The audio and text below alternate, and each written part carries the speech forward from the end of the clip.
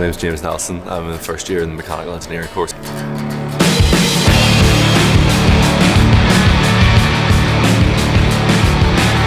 So I've always loved drumming. Just that sort of side of music, and always been able to listen to that more when listening to music. I've always focused a lot more on the drums. If I want to learn a song from one of my favourite bands or whatever, you reverse engineer them, and you can sort of listen to what's happening and try and work it out, write it out even, and then play it slowly and get faster and faster until you can play it at full speed.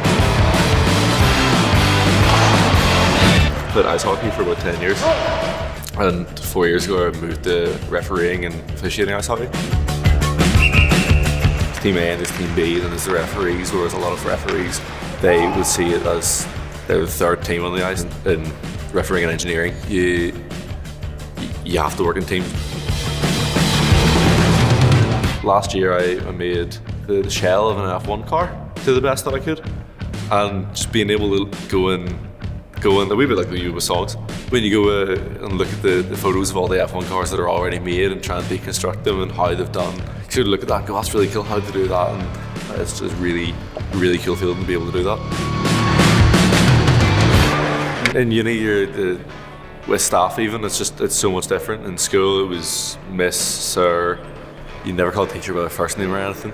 One of our lecturers has 2 doctorates, and he just says, if you're going to call me doctor, you have to call me doctor, because I have 2. I don't just call me by my name, just call me Colin.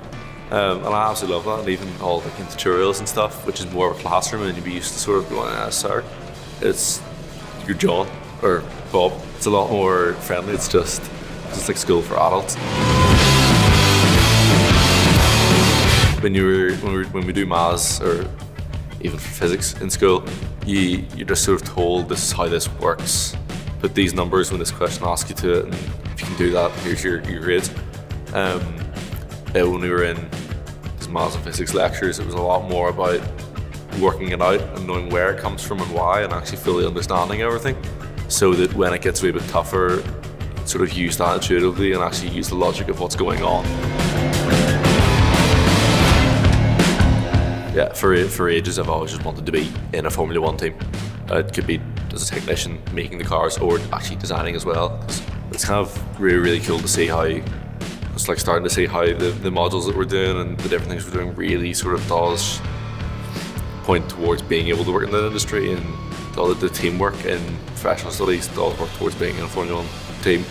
And CAD, even though they're designing, doing a CAD module is really cool to sort of be able to build those skills that you may need one day to be making an F1 car.